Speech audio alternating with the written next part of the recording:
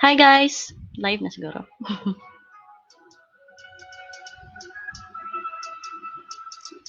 Check ko muna guys.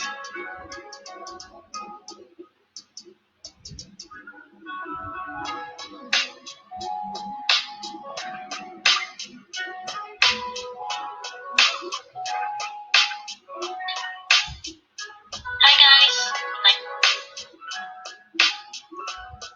Live na.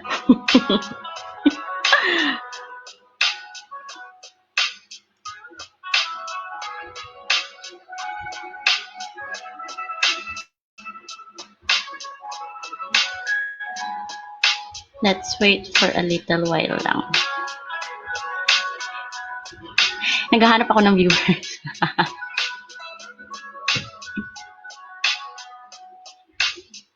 Okay, sa akin phone 3 minutes pa. 3 minutes. Pwede dito sa PC 1 PM. Ako yata yung isang viewer dyan.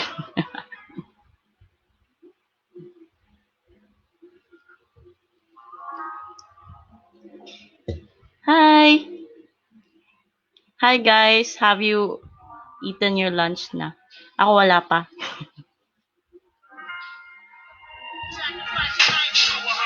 Actually ngayon, nanonood ako kanina ng Island. I don't know if nanonood kayo nun. Sa TVN, Island. Kaso, wala na yung dot ko si Hanbin. Okay? Hello guys. Hi. Okay lang ba yung audio ko?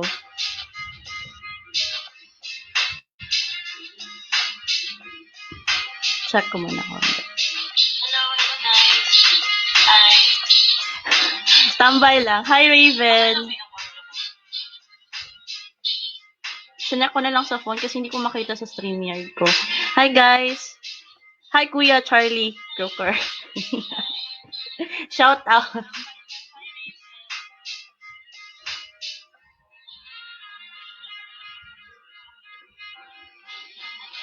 Okay, wait pa tayo. Mga 2 minutes na lang. 2 minutes.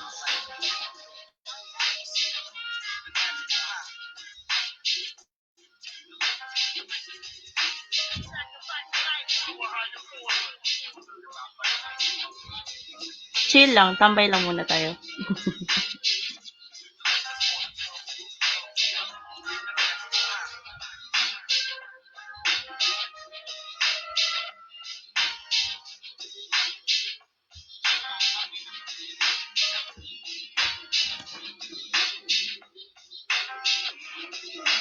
Okay. I think start na lang tayo, no?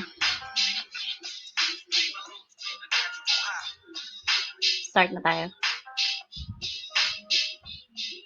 Hello.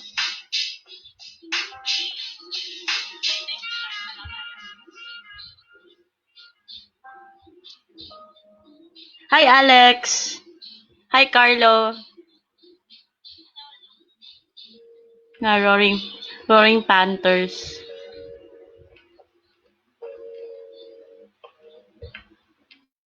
Hi, Alex. Hi, Carlo. Nag-feedback na yung ko. Roaring Panthers.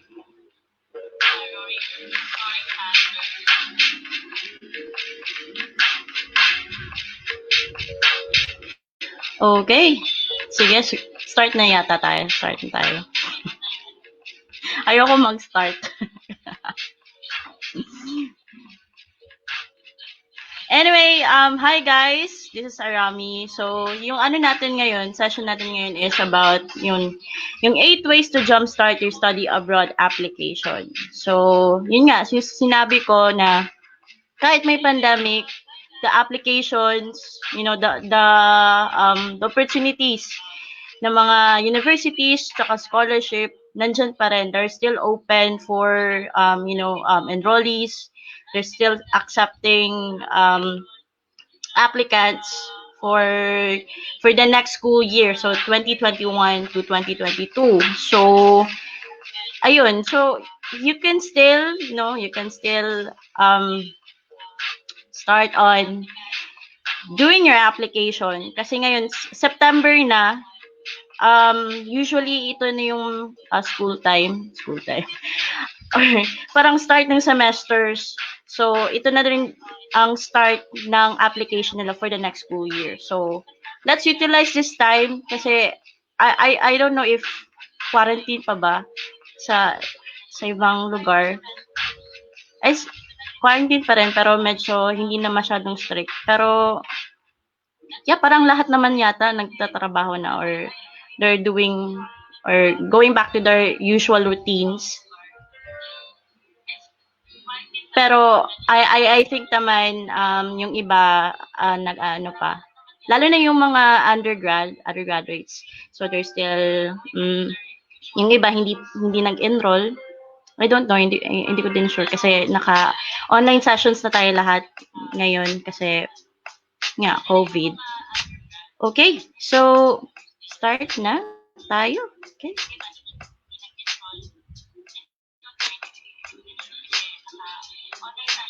And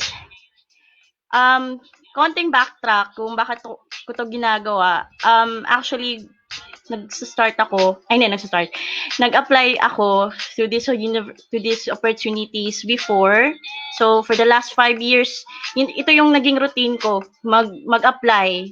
So habang nag-work ako, nag-apply ako kasi baka chamba tayo to get an acceptance. So to this universities, to the scholarship. So ang ano kasi dito is merong mga scholarship grants na isang application lang.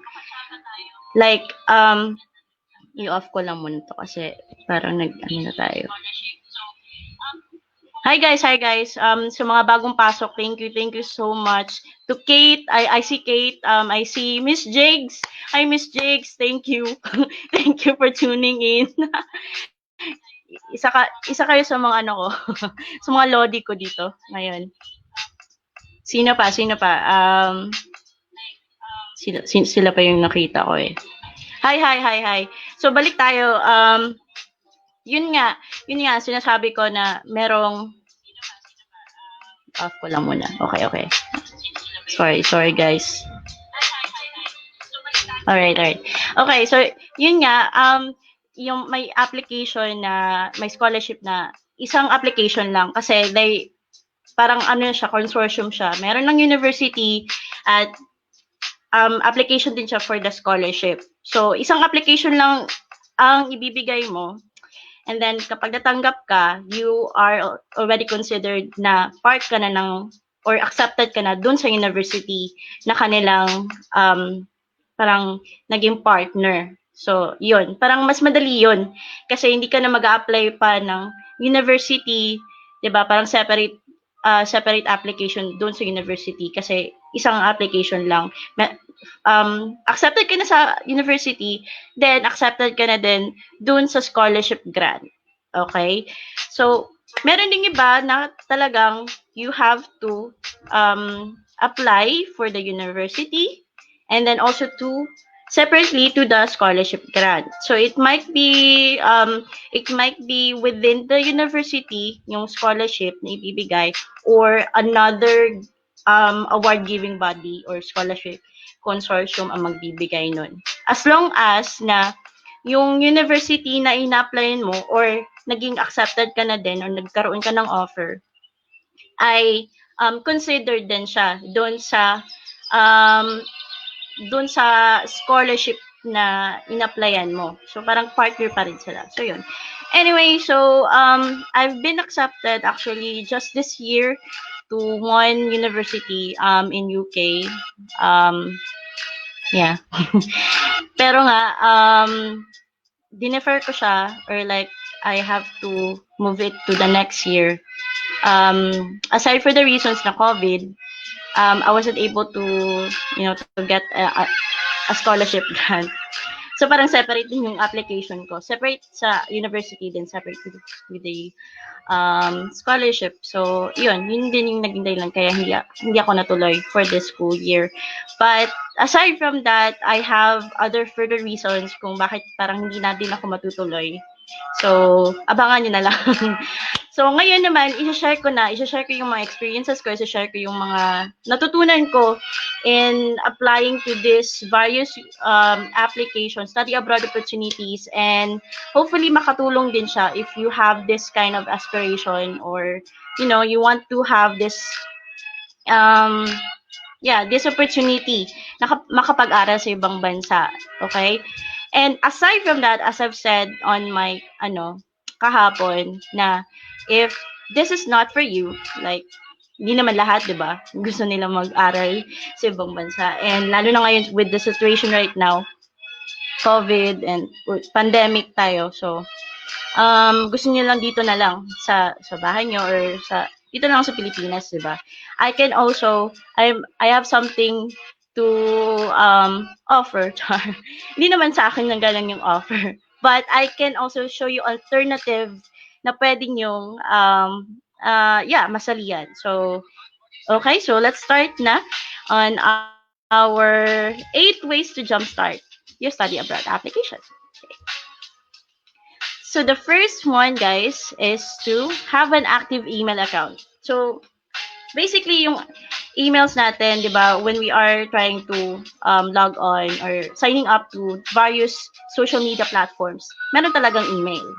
Pero hindi naman karamihan nagche-check ng mga emails, 'di ba? Hindi nila check talaga yung mga accounts nila doon sa email. So, basically, I want you to have the habit on checking your emails na kasi this is where all the communication coming in. And perhaps when, 'di ba, sometimes or mostly is when you apply to this to these institutions directly na doon sa kanilang website. But the replies, they will respond to your email address, to your email account. So, yun.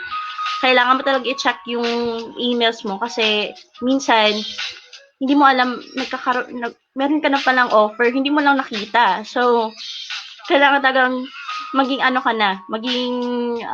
tawag dyan, be wary of your emails kasi doon na talaga lalabas lahat yung mga communication. So, aside from that, mga replies, you can also do, parang appeal to a decision kasi meron ding mga na nagbigay na sila ng decision nila. For example, hindi ka natanggap.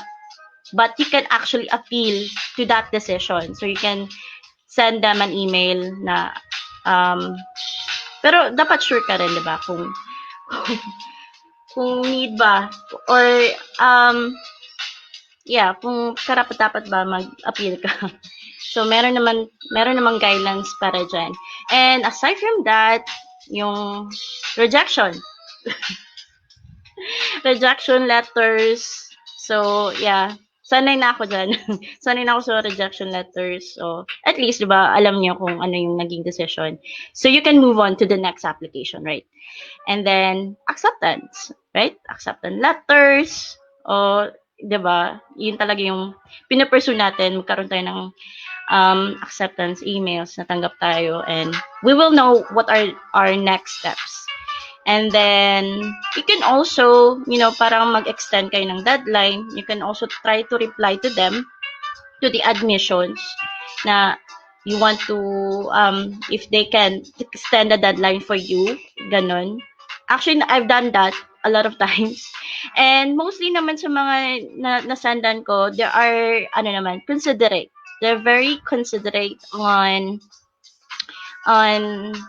extending or trying to parang mag-grant yung request ko. So, you can actually do that. That is possible actually.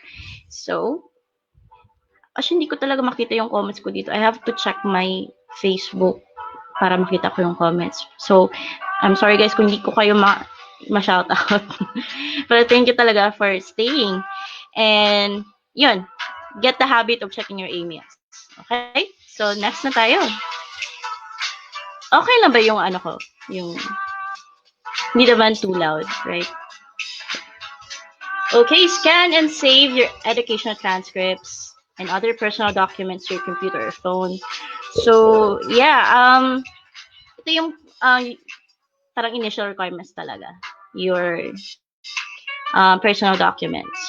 So, aside from that is your, with the personal documents, passport, laptop, passport, ano pa dito? Birth certificate, valid IDs, certificate of residence. With certificate of residence, actually, yun sinasabi ko, some are requiring for that. Kasi parang hindi sila sure. Parang they're just checking talaga kung you are residing to that place. Kasi minsan yung may ibang applicants na okay, ano ba, I'm a Filipino citizen but I'm staying currently in another country. But I'm still going to use Philippines as my yung parang country of residence ko. So yun, parang mga ganun na mga situation. So they are requiring for that particular document then. Okay? And aside from certificate of residence, with that certificate, actually you can utilize employment certificate, and ano pa, they can use that for that particular certificate. And then ano pa, award, yung mga awards mo or seminars na na-attend mo, pwede mo din yan scan mo na, prepare mo na din siya. So, para pang-boost ng portfolio mo. Yeah, you can definitely add that to your application. Okay? So, save mo na kaagad to, scan mo na siya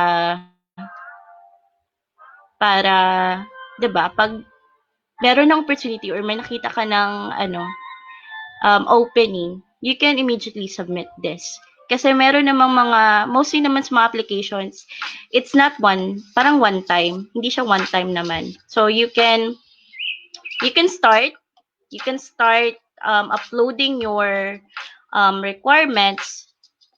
Pero, 'di ba, meron ding mga requirements na kailangan mo pang i-acquire. So it would take time for you to have that. So pwede mo namang i-save yung application mo doon sa system nila. So while waiting for other requirements na you might need, specifically personal statements din, kasi it would take a lot of time for you to have that. So yeah, you can definitely save lang muna yung mga initial requirements para ma-start mo na yung application mo. Okay? So, next. Okay, ito. Identify your course of choice. So, ito talaga yung isa sa pinaka-importante. Kasi nasa ibang bansa ka na lang naman. 'Di ba? Might as well, spend your time doon sa course of choice na gusto mo talaga. 'Di ba? And there also like ang nangyari din kasi sa akin, meron akong gustong na course. Pero when I try to check it, 'di ba, nag-search na ako.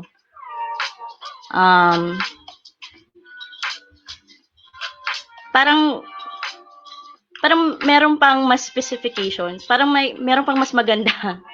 So, doon talaga parang medyo mahirap din maghanap talaga ng course na gusto mo kasi yung specifications, meron pa siyang specialties, I mean. So, talagang it needs a lot of self-reflection, 'di ba? You have to ponder it a lot. Kasi baka pagdating mo doon sa halimbawa, you've got the opportunity and then you're starting to study na. Bayad na lahat. And parang hindi mo pala feel yung course mo, 'di ba? Parang hindi siya swak doon sa gusto mo talagang pag-aralan. pag-aralan. So take time. Take time on considering your preferred course. So dito din you can identify na din yung ano mo, ano siya, kung bachelor's degree ba siya, or postgraduate, or fellowship. Okay, so also consider that here on this step.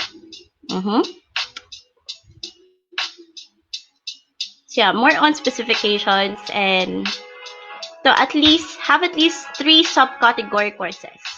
So have it listed na. Kasi baka with that specific program, meron ka pang gustong specialize. Ano ba? Ano ba yung pwede nating example dito?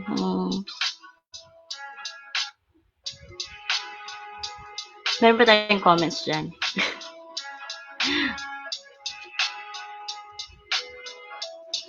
Yan. Oh! Hi, Sir John. Si Sir John, nanonood. Si Ma'am Vel. Hi, Ma'am Vel. I-shoutout ko to si Ma'am Vel kasi talagang isa din siya sa ano ko. Hi, Ma'am. Kasi siya yung naging reference ko doon sa application ko, doon sa mga oo. So, thank you so much kay Ma'am Vel. Alright. Okay, sana nga ako. So, doon, example, for example, ano ba? Arts? Yeah, arts, yeah. So, under arts, di ba, merong fashion, merong, ano ba? I try to off this. Hindi man. Okay. Fashion, ano pa? Yeah, so yun na yun. So try to list na kung yung gusto niyo mga under that category. Para for the next step, which is finding your universities, mas madali na lang. Kasi when you first try, halimbawa, inuna nyo yung university. Kasi naman, madali naman ngayon, di ba, mag-identify ng mga gusto nating universities kasi, yeah, there's a lot of popular universities naman. Pero, you have to consider then if that university is offering your course. Diba? When you try to check on their list of courses, their programs, pero kung wala naman dun yung course mo, or kung meron man, pero hindi siya swak dun sa, yung sinasabi ko, hindi siya swak dun sa mga gusto mong pag-aralan, or dun sa module. You can also check on the modules kung, ano ba siya, fit ba siya sa'yo. Kasi kung yung modules naman yun, parang, diba, parang medyo general naman, or broad, and you can actually study it here, diba? So, be mindful on that. So, again, list your course of choices and have a subcategory on that specific program. And next is yung top 5 universities. So aside from listing your course of choice, list din kayo ng mga top 5 universities nyo. So since naman meron na kayong course of choice, you can try to check that on their site. Okay. So why list top 5?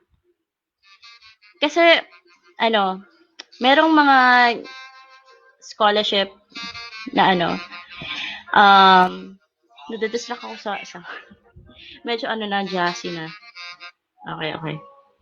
Okay na. Nadidistract ako. Anyway, doon they are trying to ask for your minsan top 3 lang. Top 3 or top 5. So, when you have this list na, at least, 'di ba, mas madali na lang. Kaya nga we have to jumpstart your application. Kasi nga, mahirap. You have all the resources on the internet. You have you can try to Google it, no? What I should probably do. Pero, sa daming resources, you don't know which one you should start. Okay? So, that's why I'm here. So, yun din ang naging experience ko. So, yun, sa mga setbacks or parang failures ko din. Kasi nga, I'm just, parang may inuno ako and then nahirapan ako. So, yun nga. Hope this could help on you on making it more, smooth yung magiging, yung application nyo. Okay? So, going back, so list your top 5. I think this is no-brainer naman. So, top 5 universities, or you can also consider which country. Okay? Mostly of yung pinaka, talaga, yung nagbibigay ng mga magagandang offers na study abroad. US, US, UK, okay, UK, Australia, Canada, merong Australia, ay, Canada yata, yung shoutout ko si Sir, Canada siya, Sir Allen, hi, if nanonood ka. Canada, Europe, top 5 na ba? Europe. So, basically, those countries or continents, those countries, you can actually check on their universities din. Kasi nandun yung mga, yung mga top universities all over the world. So, yeah, you can consider that, those countries, okay? And next. Okay, so that's why, so the first one, I encourage you to, to check your emails. Kasi you have to subscribe. Subscribe to your chosen universities or parang mga sites na nagbibigay ng mga scholarship or university scholarship opportunities in their email list. Okay? Kasi kapag nakasubscribe ka, you'll be able to get updates from them, announcements, openings, application, mga closing deadlines, yeah, you can basically have all those information in your email. 'Di ba? Parang easy access na siya. Hindi mo na kailangan mag-check sa lahat ng universities na gusto mo. Parang 'di ba? Parang isa-isahin mo lahat. You can have that on your email na. 'Di ba? Parang napakadali na lang for you. And you cannot miss out. Definitely, you cannot miss out to their mga opportunities nila, yung mga deadlines nila, if you have already subscribed to their email list. Okay, this is good then if long term, like next year ka pa, or yung bangs ko, guys. Yung bangs ko, okay. Oo, so you can definitely utilize having this on your email. Kasi kahit ngayon hindi na talaga ako nagse-search. Hindi na. I still get updates from them. Depende na lang kung nag-unsubscribe ka, right? So, I still get updates from them, especially to the universities, kung ano mga ginagawa nila, yung mga events nila. Also, I will able to know. Parang, yung mata ko. Okay.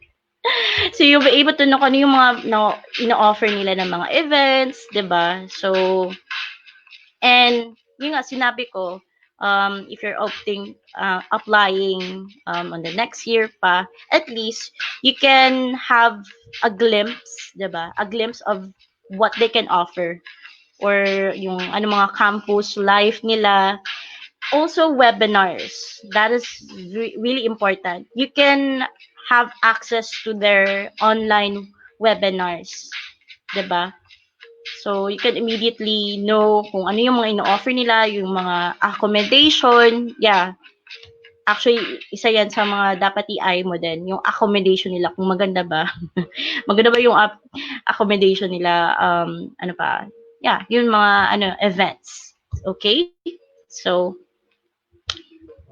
subscribe doon sa mga nila, mailing list.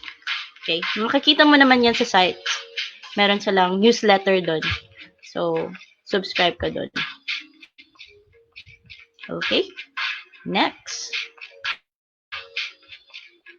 Guys, okay lang bang flow natin? Sorry, hindi ko talaga makita dito sa stream. Hindi ko talaga alam. Bakit? Dapat nakikita ko dito para mas madali lang. Kasi I have to check my phone pa. Okay. Alright, so next. Okay. Update your CV, resume, and start contacting your possible references. So ito, do you have, di ba, meron naman tayong mga CV naman, lalo na we're working na, we have our CVs, but merong mga pangyayari sa natin na hindi pa natin na-add. So, update that, lalo na kapag mag-a-apply ka na. So, you have to check again your CV, your resume, kung meron ka bang pwedeng idagdag doon based on your recent accounts of events that you can add to your portfolio, okay? And also, I also added here the references because usually, nandito naman sa resume natin, nandun naman yung mga character references natin. So, kung sino na din yung mga references niyo doon, you can actually, sila na din yung pwedeng yung possible na reference in your application. So, yes, merong mga nag-a-ask, halos lahat, they're asking for references or referrals, reference letters, ganun. So, usually isa, they're asking for only one, okay? One or dalawa. Minsan nga merong pang tatlo. So, grabe yung nila, yung filtration nila sa pag-filter nila sa mga applicants based lang sa references.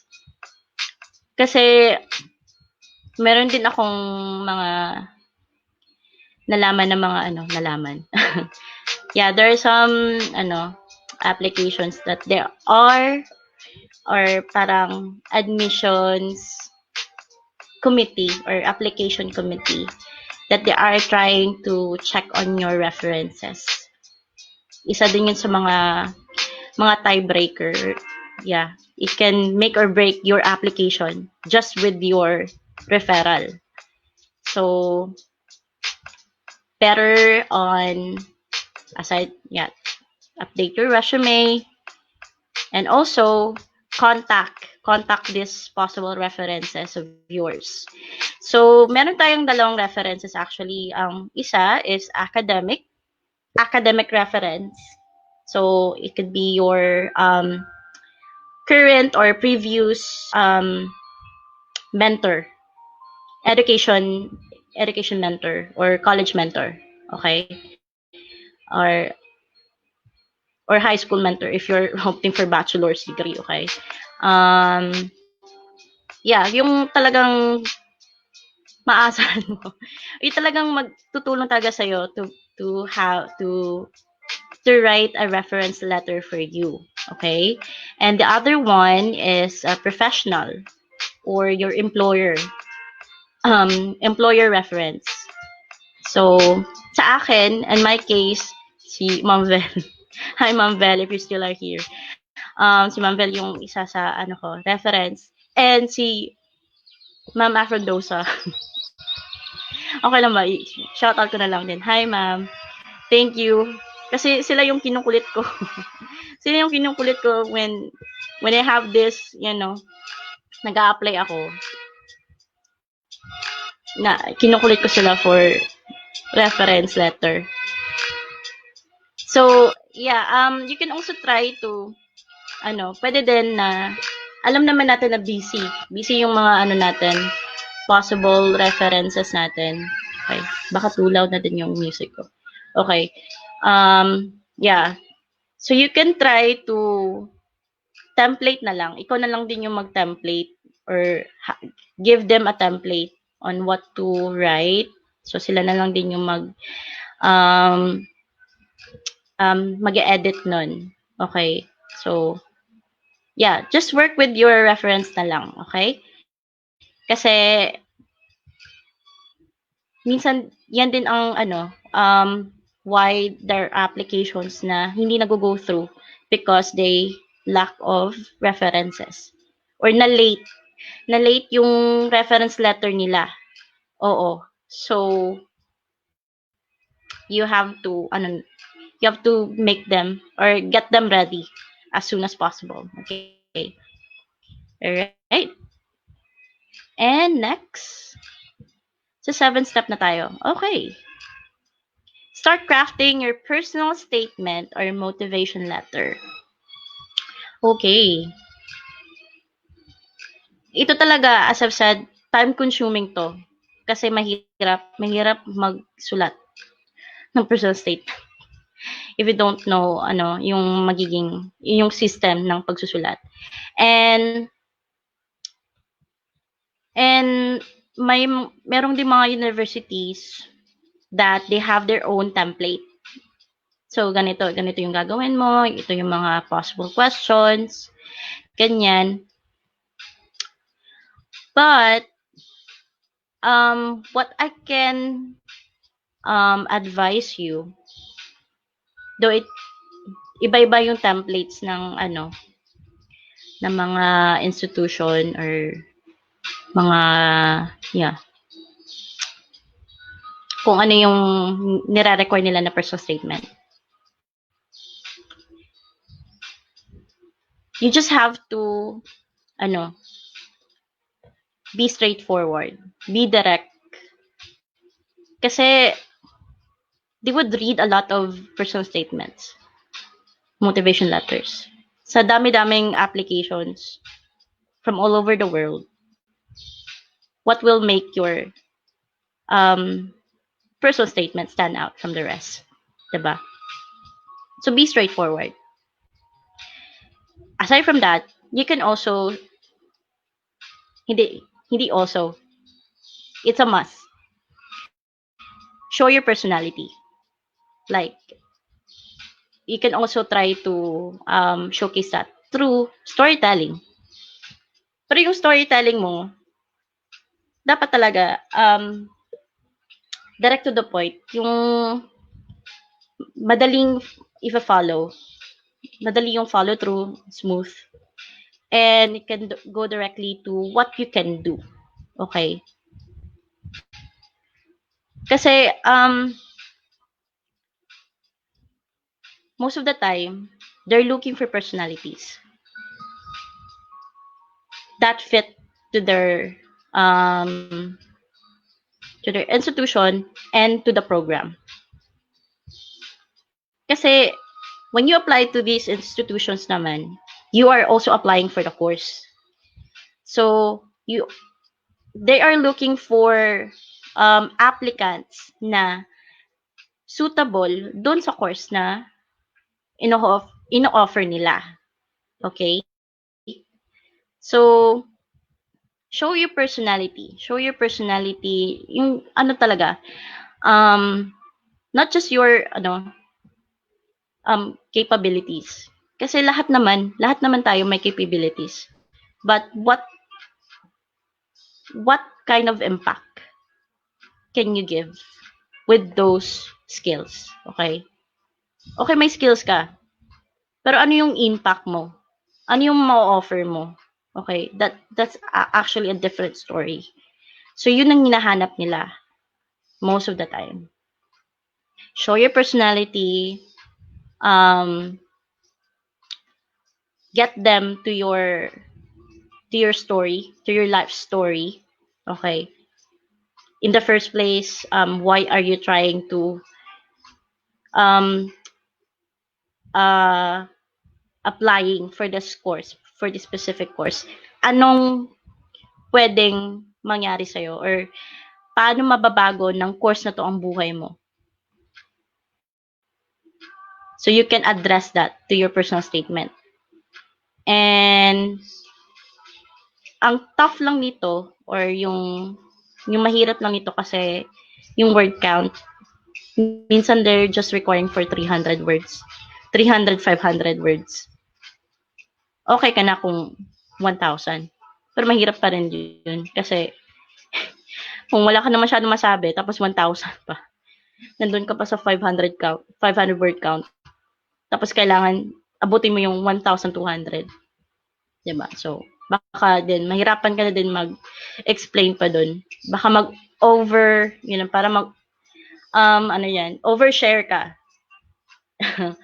So, they don't want that, oversharing. And they don't want also yung parang yan, parang undersharing. Diba? Parang medyo, yung yung ano mo, parang kulang, 'di ba? So, ayun. So, okay. Ano pa? With the motivation, usually it's just have 3 parts. Introduction, body, and closing. Pero yun naman talaga yung usual na ng essay. Pero sa introduction, yun nga sinasabi ko, show your personality na agad. Okay. And then directly say mo, yung usually na ginagawa mo, where you are, what are you currently doing, and then dun na sa body, dun ka na mag-justify why you have chosen the course and also why you have chosen the university. And with that, ito, na-remember ko na, you have to parang showcase yung course, yung modules or yung mga lessons ng course. Bakit gusto mo siyang pag-aralan? Kasi they would appreciate that because admissions would appreciate that. Kasi binasa mo talaga, you have research kung ano yung course, kung ano yung mabibigay ng course, kung ano yung mga lessons. They would actually appreciate you for that. When you try to highlight kung ano yung mga courses at ano yung mga expectations mo when you try to study that. Okay, and also the impact. Showcase that. So, write about that. And also, a little bit write about the university. Kung bakit yun ang pinili mo na university. So, you can try to tell with the environment, with the campus, accommodation. So, 'di ba? I-check mo yun kung okay ba yung accommodation nila.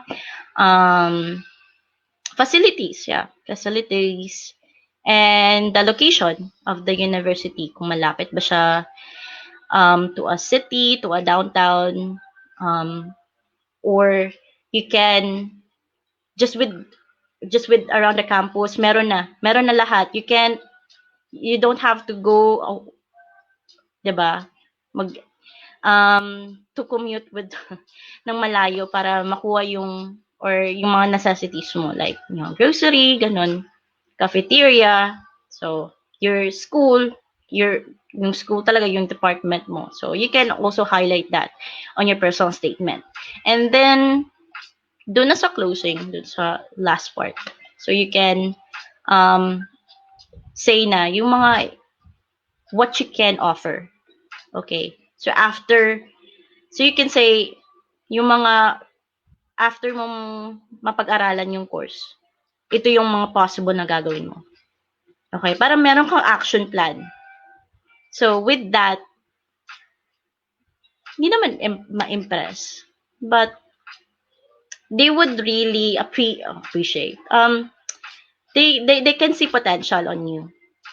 Kasi meron kang action plan. Hindi ka lang pumunta doon para mag-aral.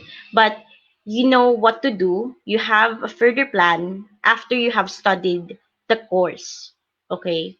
So, yun talaga yung mga hinahanap nila na individuals. And this is not just for the with the institution, but you can use this advantage, yung mga sinabi ko, when you are opting for scholarship. Okay? Doon talaga. Kasi they're looking for, magbibigay sila ng grant sa isang individual na meron talagang plano. As I've said, may action plan. So after graduating, parang meron ka ng parang after 5 years or after getting the degree, ito na yung gagawin ko, ito yung magiging impact ko. Babalik ba ako doon sa country of origin, and to yung mga possible na gagawin ko, or am I going to go back to my place of work, ganon. So yun, you can actually mention that on your personal statement. Yun nga, personal statement or motivation. Yeah, motivation, yung motivation mo kung bakit ka nag-apply for that course. Okay? Alright? So, I think very clear naman tayo doon. And don't worry if you're still interested, then we can have one session on personal statement. Let's have that. And we can also have someone to to join in with us with that. Kasi baka walang interested. Next topic na ako. Wala palang interested dito. Just tell me lang naman. It's okay. Alright. Yeah, so tayo? Down with 8. 8 step na tayo. Okay. Alright. Have an emergency fund. Okay. So, ito. Especially if you are going for a scholarship. Or meron ka namang relative or your family can afford or you can afford to study, 'di ba? Self-study with your own expense. It's still not going to hurt if you have an emergency fund. Okay? So sa mga mga hindi masyadong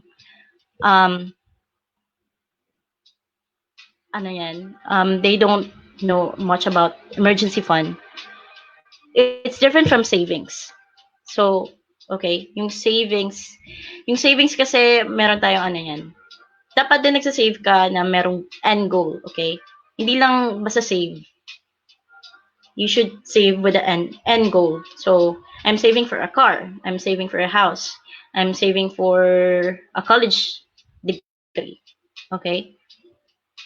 Pero iba yun. Iba yung emergency fund doon sa savings. Because the emergency fund, hindi mo talaga siya gagalawin. Unless may emergency. Okay? Emergency fund nga eh. So, 'di ba? What if nagka-emergency ka? Lalo na you are in another country or place that you're not really familiar with. Hindi ka talaga familiar. Or wala ka din kamag-anak doon, or parang ikaw lang. Solo ka lang talaga. So, it's really good. It's really better if you have an emergency fund. Okay? So, while you're doing your application now, so gusto mo na talaga mag-apply, so try to save na for your emergency fund.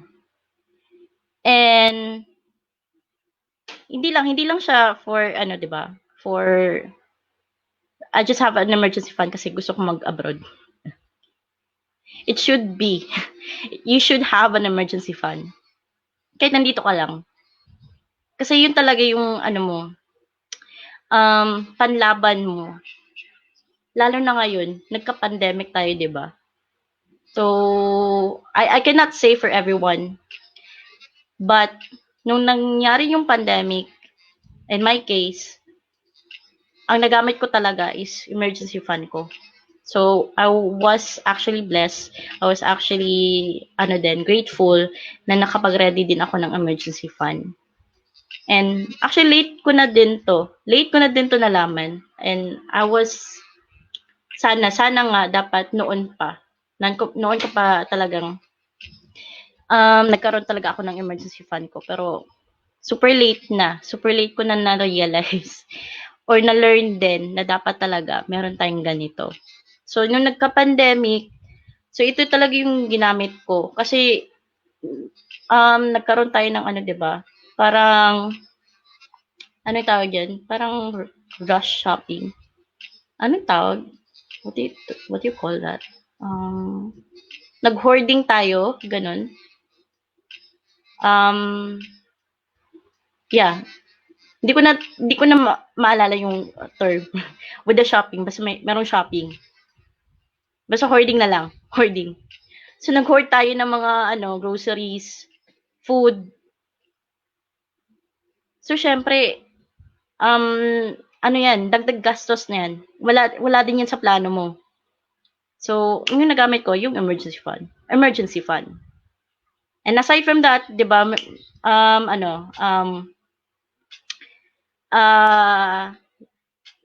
nag-hoard din ako ng mga disinfectants, yung cleaning solutions. So, yun, talagang grabe yung gastos nun.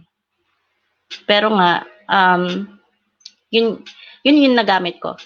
The emergency fund really helped a lot for my family to get by that time. So, yun.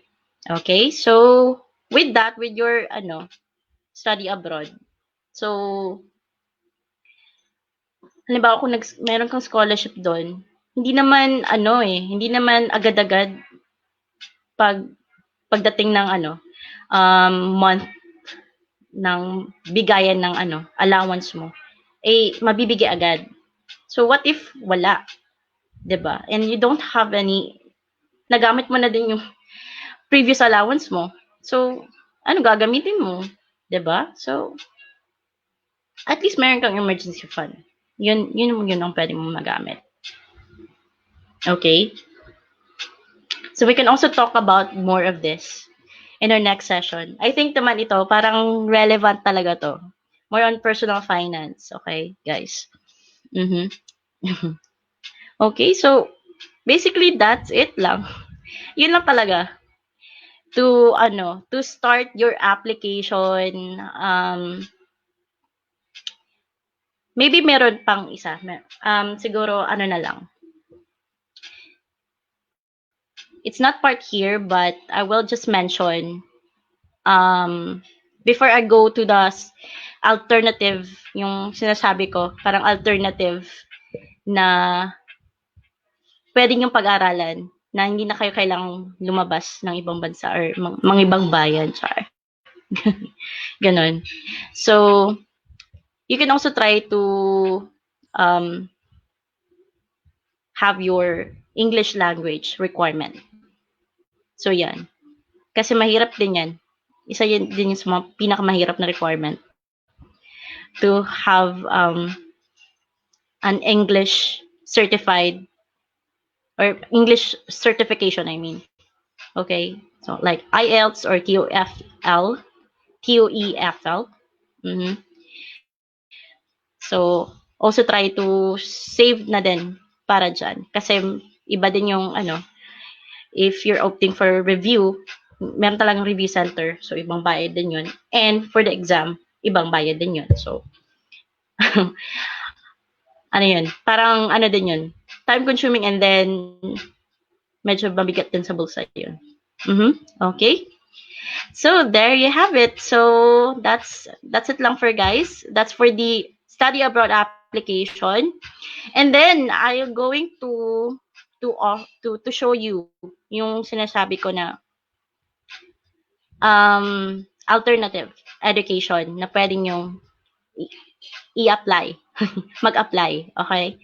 So, if you have checked my posts, my recent posts, I have posted about skills.com. So, skills.com, you'll be able to master world-class business skills in just 14 days or 2 weeks or less. 'Di ba? So, ano ba? Ano ba 'tong skills? Kasi ang daming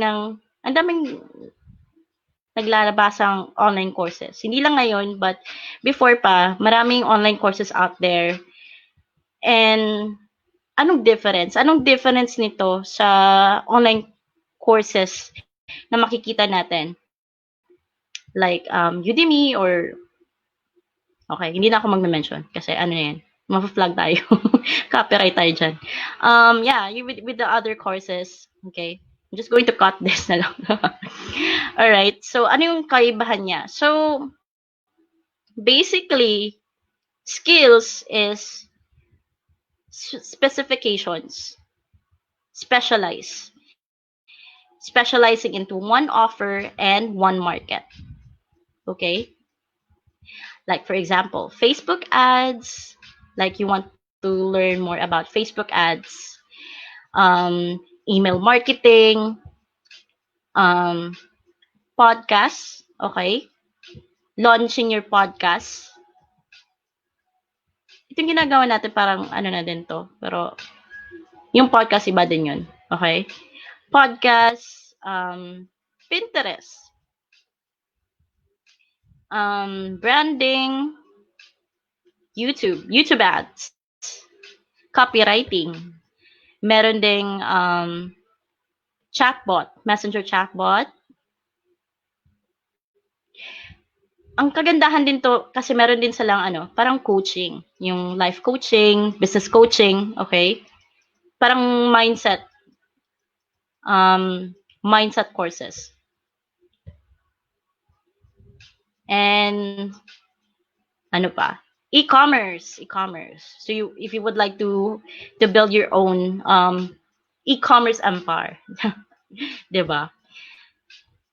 Using by Shopify, LinkedIn, generating leads or having clients from LinkedIn. So again, yeah, you know about the courses. Pero ano ba talaga siya? Para saan? Para saan ba siya?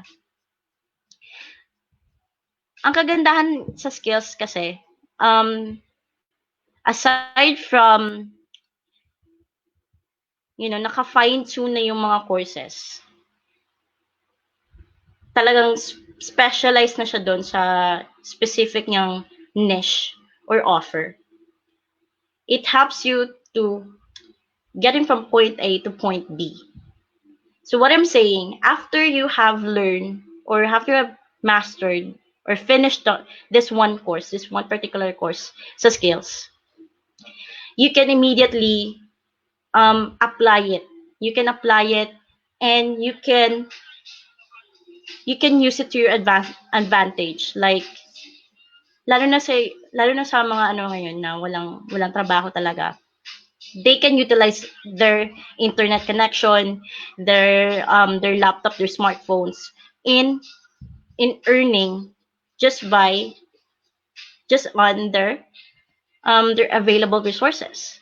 Okay? Kasi ito talaga, it's more on digital courses. And yes, marami ng digital courses ngayon all over the internet, but they're not really focusing on kung ano yung mangyayari. like what's in it for me, what's in it for the learner after learning that skill, after learning that course. Kasi you can watch them, like you can watch the whole course, but then wala, like what's next, what's my next steps. So yun yung naging ano yan, with the skills, yun yung talagang ano niya, with yung mission niya. Okay, so learning while doing. So while you're learning it, you can actually immediately apply it na. Kasi yung courses talaga is, yung mga mentors nun, talagang na-experience talaga nila doing that offer, doing that skill, doing that into their specific market. And they have accumulated the years na performing it, just specializing in that skill. You can guarantee na it would be also, or it can also happen to you. Okay, so learning made simple, so simplified, and meron nga dito, they're ridiculously easy, even an 11-year-old can follow. So you can actually check out this skills.com. So let me share lang my screen. Let me share my screen.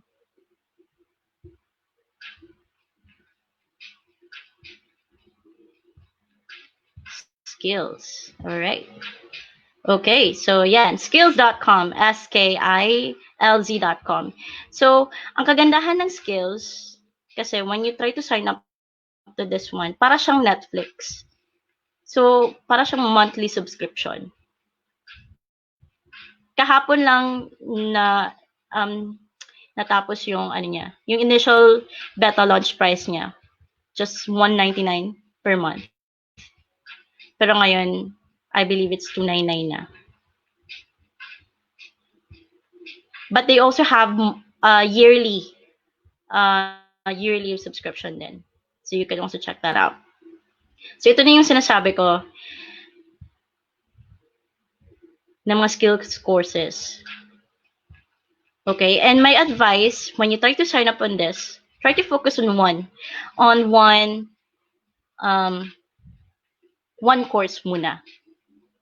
Kasi with all of this, kasi just like Netflix, 'di ba, ma-overwhelm ka sa daming pwede mong panoorin.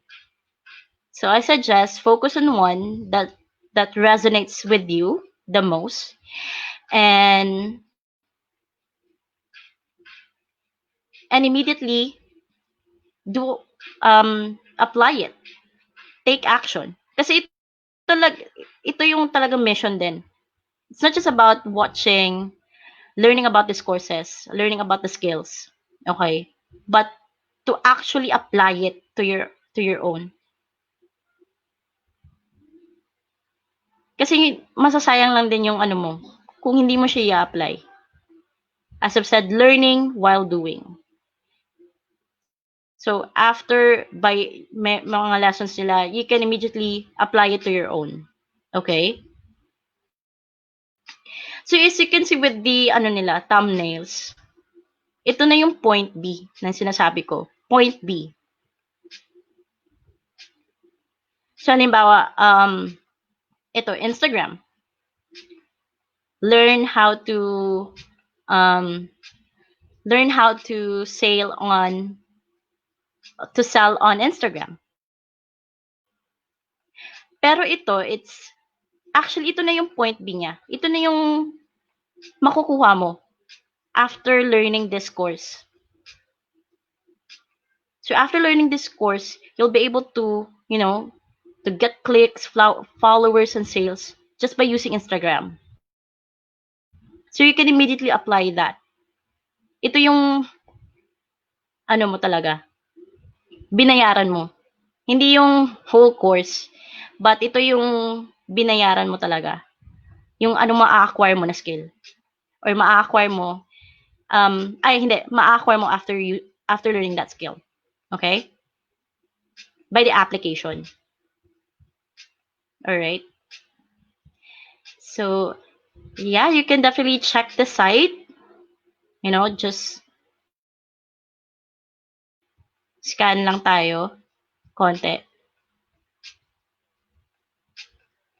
So this is good for people na stuck pa rin ngayon sa mga bahay nila, but they have internet connection naman, they have laptops naman, they have PCs naman. So why not utilize this time to learn and also earn. Learn and earn.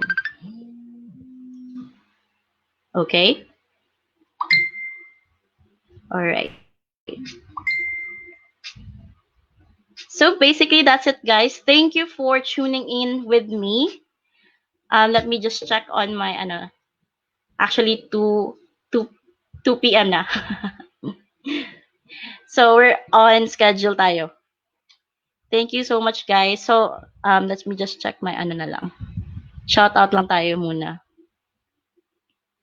So itong skills pala, I have shown this to Ate Car. Hi Ate Car. Thank you for watching. Yan. Right. Thank you for watching, guys. Sino pa? Shout out. Hi Charalex. Sino pa? Yeah, yay. Skills.com for the win. Yeah. Hi Sir Allen. Hi Chang. Thank you so much for tuning in, guys. Till the end. So yun, you can possibly subscribe.